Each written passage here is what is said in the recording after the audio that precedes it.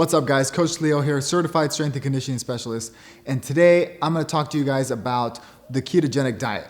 Now I use it personally and it helps me out throughout the entire day to get through my long shifts and help me train my clients.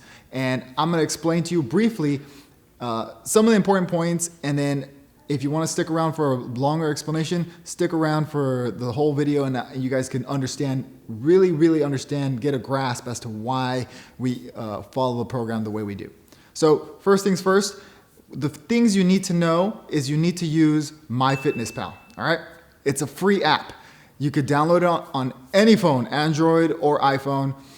Download it immediately as soon as you're done watching this video. Next, when you input the information, it's gonna ask you for your height, weight, and everything like that. It's gonna give you some recommended calories for you to eat. You're not gonna use that. What you're gonna do is you're gonna take whatever you weigh, and if you're trying to lose weight, which is more than likely what you're trying to do when you start this ketogenic diet, you're gonna take your body weight, and if you're fairly active or if you're not really active, you're gonna take your body weight and you're gonna multiply it by 10 or 9. So if you weigh 150 pounds, then you want to multiply times 9, and then that'll give you your set calories. If you weigh 140 and you want to multiply it by 10, again, 1,400 calories. So that's giving you initial range. Now, those are your calories, but next is the important part, and that is your macros. And the macros are here. You're going to use 70% fat, 20% protein, and 10% carbs. All right? Now, here's the big point in using it like this. You want to have healthy fats. It's not just 70% of fats, whatever fats you can get from vegetable oil, canola oil. Those are the worst fats you can have. So the whole point of this is you want to have healthy fats. Okay guys, so again, quick recap. You need to use MyFitnessPal, multiply your weight times 9 or 10 to calculate your calories, and your macros, which is your fat, your protein, and your carbs, is gonna be 70% fat, 20% protein, and 10% carbs. Quick recap. Now, let's dive into why you do it this way. A lot of discussion has gone on about the ketogenic diet, that it's insane, how can that work? How can we follow something that's high in fat? I mean, the problem is that as a society, we've learned to follow a program that has been told upon us and forced upon us that we need to follow, which is high in carbs, moderate protein, low in fat. How many times do you go through the grocery store and you see things low fat, fat-free? Well, that doesn't necessarily mean that it's healthy. How would we have survived years and years ago with the food that was available to us? There was no fat-free food or low-fat food. It was whatever we got from our meats, our vegetables, and the fats that we'd use from the animals that we would hunt down and use that as fuel. Now, you can't tell me that based off of that, we went fat-free back then. And obviously we lived to be to this point because our generations have grown and we're still here, right? So this is what I'm telling you. Our bodies work efficiently, a lot better than you would think off of fats. Now, I'm not telling you that you can't do a regular diet where you're doing moderate carbs, moderate protein, and a lower set of fat. Absolutely, that diet works in itself. But I'm speaking specifically about a ketogenic diet. And the great benefits of a ketogenic diet is you're using fat as fuel. And how do you use fat as fuel? Your body starts to produce something called ketones. And those ketones is a great energy source that your body loves to use and efficiently uses it throughout its entire body. As a matter of fact, your brain loves ketones so much more than it does glucose.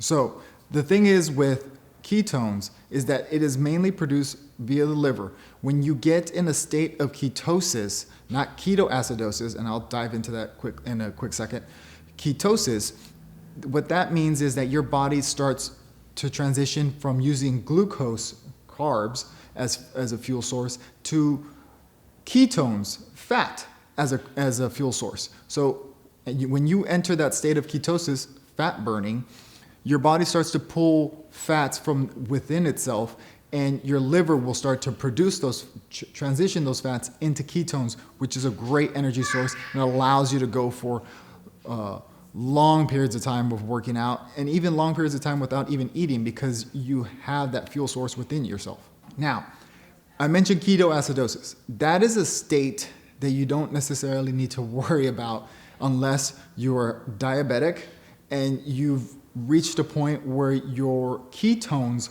are way above of where you should be and you're in a medical emergency. If you're doing a ketogenic diet and you are watching your fats and you're logging your food like you should be, and you have high levels of ketones, you won't even go past 5 millimoles, okay? Which is really, that's where you would end up being. Ketoacidosis is where you're in that surplus of 60 millimoles because you haven't injected yourself with insulin to manage all the glucose that's within your system. But that's not here. We're not going to talk about that today. I want to give you guys more of a detailed way of how to use this ketogenic diet. So, like I said, high in fats. The fats you're going to use are healthy fats, not canola oil, not vegetable oil, because those are high in omega-6. You want to use an oil that's high in omega-3, an de-inflammatory.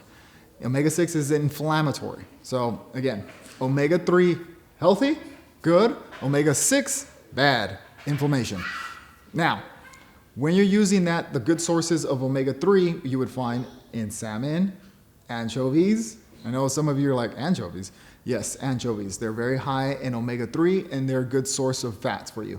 You can also find it in avocado. A lot of people love avocado. I have almost an avocado once a day, almost 2 avocados a day. I'm lucky, I have a tree. So those are your healthy fats.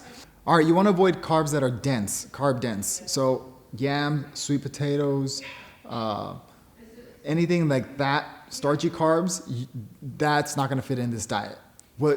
Now, I would want you to understand that this isn't a low carb diet. This is a low net carb diet. And what I mean by net carb is that you're having sufficient amount of fiber, dietary fiber within your system that counteracts the carbs that you're having. So vegetables like cabbage, broccoli, kale, any salad greens, avocado, those are low in carb but high in fiber, and they are more than enough to balance off the net carbs that you have. So again, it's a low net carb diet, not a low carb diet. You still need carbs within your system to function properly. Now, the protein sources that you want to have are a little higher in fats. And that means if you go to the grocery store and you get a pound of ground beef, you might want to go with something that's a little fattier, like an 80-20 or an 80-85-15. You want to go with an organic ground beef. Why? Because it's lacking in omega-6s and has more omega-3s in its system. And that's the same thing that applies to a lot of other proteins. You want to go with cage-free eggs. So again, those omega-3s are what benefit this type of diet. And we're trying to bring down inflammation within the body.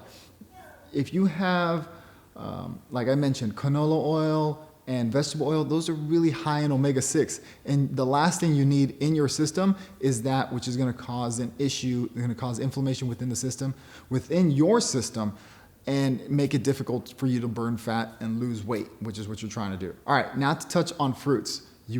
They are high in carbs, and you want to be careful on what fruits you can have. You want to hold off on how much fruit you can have in the very beginning of starting this diet.